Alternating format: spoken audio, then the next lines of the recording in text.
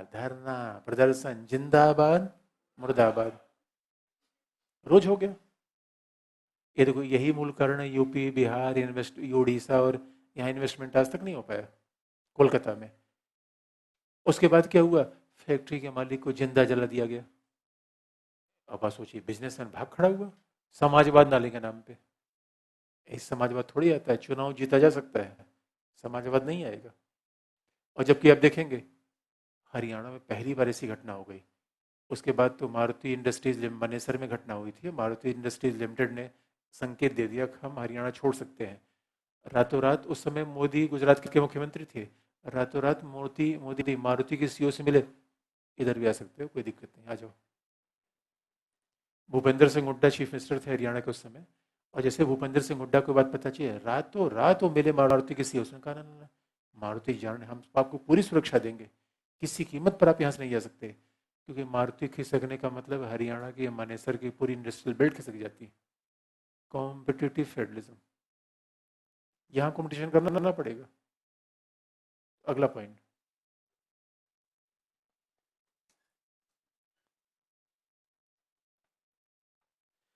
अच्छा अभी आपने देखा होगा, अब ये सब चीजें रोज न्यूज़पेपर में रोज निकलती रहती हैं। अब आप ये है कितना आप अलर्ट है, कितना आप चीजों को देखते हैं। अभी गुजरात में इन्वेस्टर समिट हुई थी, पूरे अफ्रीका के व्यापारियों को लाया गया था। और आप देखेंगे यूपी में प्रवासी भारतीय सम्मेलन के का मूल पर्पज क्या था, इन्वेस्टमेंट को आकर्षित करना, इन्वेस्टमेंट को आकर्षित करना। तो अगला पॉइंट,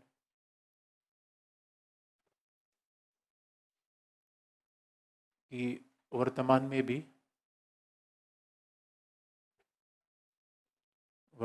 भी बीमारू राज्य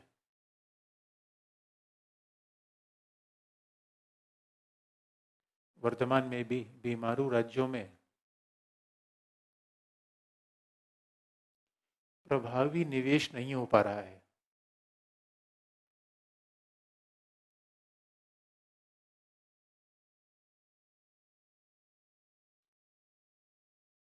बीमारू राज्यों में भी प्रभावी निवेश नहीं हो पा रहा है।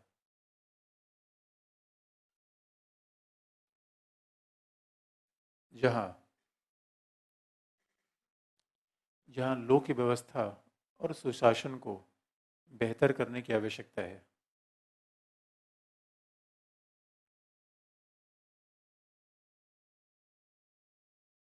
ये में BIMARU state are still denied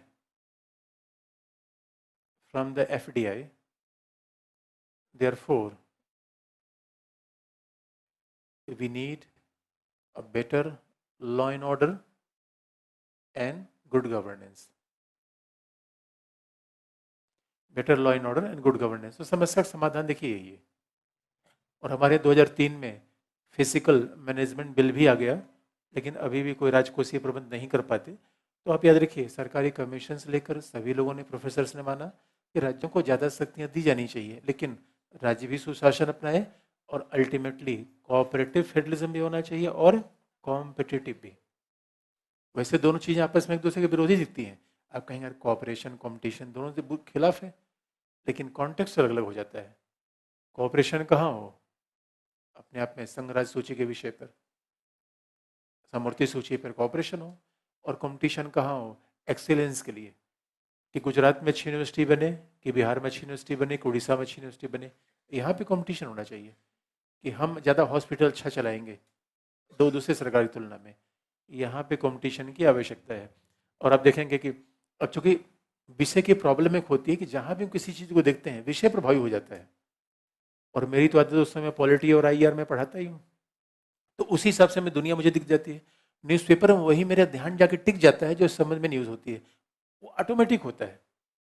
कहीं भी कोने में छुपी न्यूज़ होगी तो भी मेरा ध्यान वहीं जाके टिक जाएगा, क्योंकि मैं वही देखना चाहता हूँ, जो देखना चाहते हैं वही दिखती है चीज़ें। मेले में भी कई बार अकेला आदमी होता है।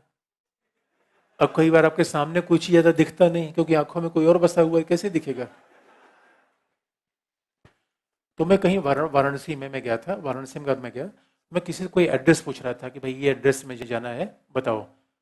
एड्रेस बताते समय उन्होंने ये बताया कि यहाँ पे पहले पहले कोई कोका कोला की कंपनी, थम्स अप कंपनी हुआ करती थी। मैं हुआ करती थी मतलब उन्होंने कहा सर हुआ करती थी, अब नहीं है। अब मेरा इंटरेस्ट जग गया। मैंने कहा इंडस्ट्री भाग गई, इसका मतलब क्यों नहीं है? तो कारण मैंने पूछना शुरू किया, तो उसने कहा नहीं, हमारी बड़ी गुंडागर्दी, वसूली वाला, भाई वाला हिसाब होता था, और कोई मारवाड़ी बिजनेसमैन था, वो भाग गया। और दोस्तों, हैरानी की बात, तो मुझे बड़ी ग्लानि होती है, सच पूछिए, अपने स्टेट में जाके मुझे बहुत खराब लगता है। और मैं अभी, अब मैं तो कुछ कर नहीं पा रहा हूँ अभी, थोड़ा बड़ा जो अपने से काम हो सकता है, लेकिन दोस्तों हमारे यहाँ नेतागिरी घुसी हुई है एकदम से, डॉन बनने की आदत है, और कबड्डी खेलने में हम मास्टर हैं। अब और जबकि मैं जाता हूँ राजस्थान में, मरुस्थल में दोस्तों, राजस्थान, गुजरात, मिट्टी ठीक नहीं है, हवा ठीक नहीं है, और दोस्तों गंगा के मैदानों से ज़्यादा अच्छी मिट्टी कहाँ होगी, जगह कहाँ होगी, लेकिन उनका पिछड़ापन होना पीड़ादायक है। ऐसा कैसे हुआ? आप सोचिएगा इत्मीनान से बैठ के, संघवाद यहीं पे, वित्तीय संघवाद खत्म, वित्तीय संघवाद खत्म। अगला क्या, किसमें? लोक व्यवस्था। भाई लोक व्यवस्था का सीधा सा मतलब क्या है? पब्लिक ऑर्डर अब बना दीजिए, पुलिस ठीक रहे, प्रशासन ठीक रहे, कोई आपके चेन छीन के भागे न पाए, लोक व्यवस्था का मुद्दा है। और सुशासन का मतलब क्या है? प्रशासन त्वरित हो, अनुक्रियाशील हो, सहभागी हो, और एक तो पारदर्शी हो, डिसेंट्रलाइज हो। तब शासन क्या कहते हैं? Good governance. और गुड गवर्नेंस पे फिर हम आएंगे पंचायती राज पे, पंचायती राज पे गुड गवर्नेंस में फिर आएंगे। गुड गवर्नेंस तो हमें वहां बताना पड़ेगा, हटा देंगे। अब हम संघवाद के क्लासिकल टॉपिक्स हमने दे रखे, अब जरा अगला हेडिंग चेंज कर लीजिए। परंपरागत टॉपिक तो लगभग हमने खत्म कर दिए संघवाद के। और आपसे रिक्वेस्ट जरूर है कि आप किताब अच्छे से पढ़ के आइएगा, तो कई बात आपको लगेगा कि उसको लिखवाने की आवश्यकता नहीं पड़ेगी। जब किताब पढ़ के आएंगे तब, नहीं तो आपको लगेगा कि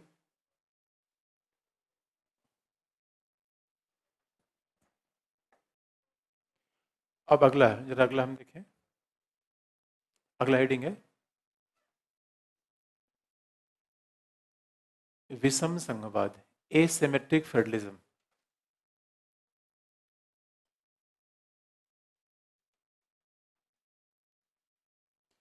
विषम संघवाद,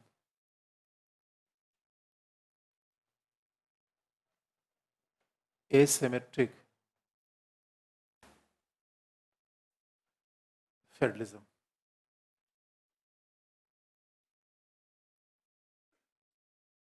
देखिए, सम सिमेट्रिक और एसिमेट्रिक का मतलब क्या होता है?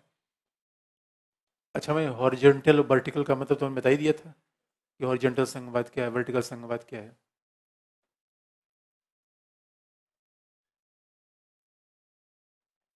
विषम संघवाद, एसिमेट्रिक फेडरलिज्म। अब देखेंगे सिमेट्रिक और एसिमेट्रिक का मतलब हम क्यों कहते हैं सिमेट्रिक है, एसिमेट्रिक है। अब जरा सोच के आप देखिए। फिर हम सेवन शेड्यूल की बात करेंगे, क्योंकि जब भी हम,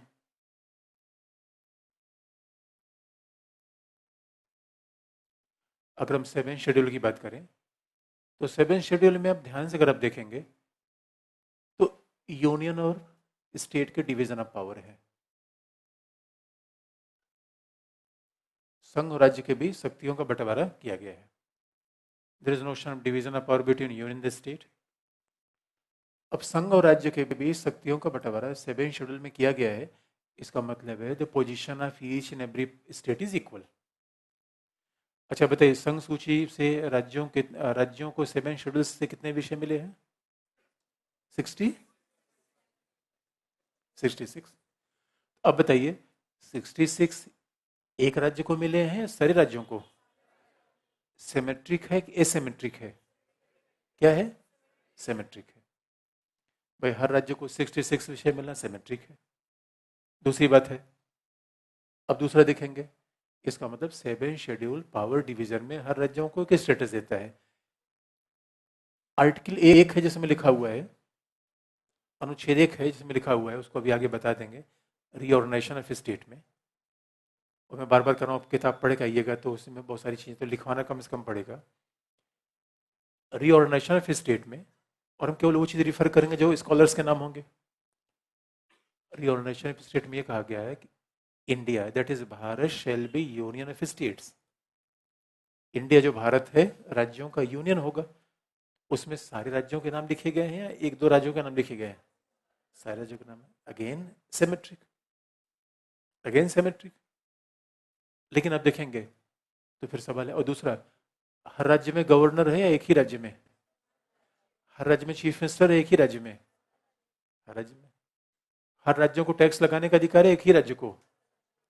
it means administratively too, constitutionally too, this is an example of symmetric federalism.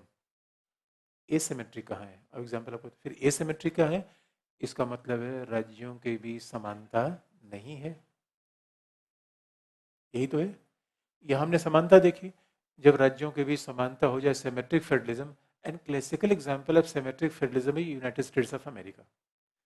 America संघीय समसंघवाद का बहुत क्लासिकल एग्जांपल है, जहाँ पे राज्यों को अपना संविधान है, समान शक्तियां हैं, राज्यसभा में समान रिप्रेजेंटेशन है। That is a classical example is United States of America.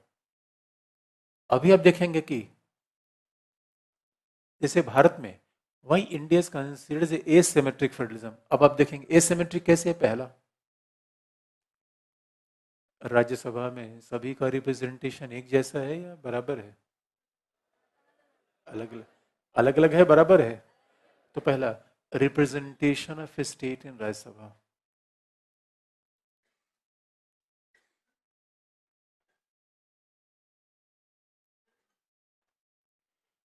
Rajya Sabha में राज्यों का प्रतिनिधित्व।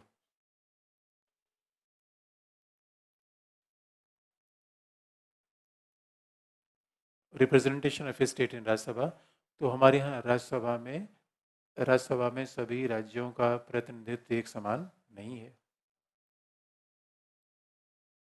दूसरी बात, अब जरा ध्यान से आप देखिए, फिफ्थ एंड सिक्स शेड्यूल के स्टेट अलग अलग से, फिफ्थ एंड सिक्स शेड्यूल।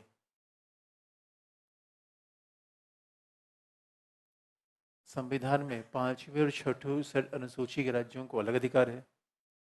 जो हमें पढ़ना है, पांचवी अनुसूची हम पढ़ेंगे पंचायती राज के साथ, छठी इसी में आपको बताएंगे संघवाद में। और अगला, आर्टिकल 370 में we are giving the special right to Jammu and Kashmir.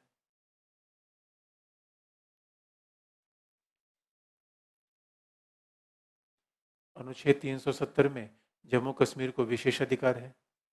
Jammu Kashmir is given special autonomy under article 370, जिसको हम अभी आपको बता देंगे। अगला, अंडर आर्टिकल 371A, और 371 की बहुत वेरियस पार्ट्स ऐसे हैं।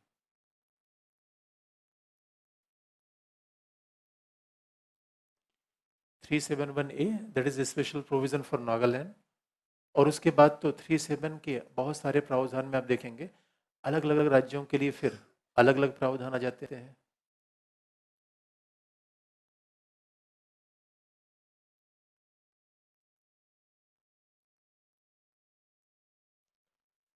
इसका मतलब है कि हमारे पूरे संघीय ढांचे में राज्यों के बीच बहुत विषमता बनाई रखी गई है। और राज्यों के बीच ये विषमता क्यों है? क्योंकि हमारा समाज बहुत विविधतापूर्ण है, बहुत अलग किस्म का है। इसलिए जो लोग कहते हैं कि why we didn't copied the US federal system, that's not true. भाई यूएस फेडरल सिस्टम तो एकदम अलग सी बात है। यूएस फेडरल सिस्टम में 50 राज्य हैं, 50 इंडस्ट्रियलाइज हैं, 50 समान विकसित हैं। तो वहाँ पे कंडीशन अलग है कि each and every state is given the equal constitutional status. हमारे यहाँ कंडीशन एकदम अलग है। और जरा सोच के देखिए, ये विविधता इसीलिए, लास्ट बस पॉइंट इसको आगे लिखिए, कल इसमें एक एक मतलब आपको बता देंगे। अगला, पहला, इसीलिए एमपी सिंह ने कहा है,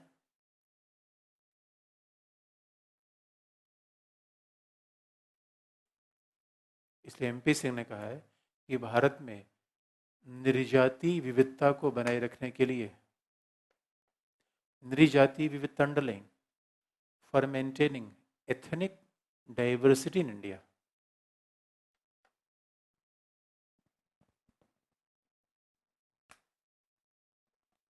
भारत में नृजाति विविधता को बनाए रखने के लिए विषम संघवाद अपनाया गया है। for maintaining ethnic federalism in India, asymmetric federalism is the best solution. बाकी कल तो जरा कश्मीर ये सब चीज़ 370 संविधान से आपको पढ़ के आइएगा किताब से।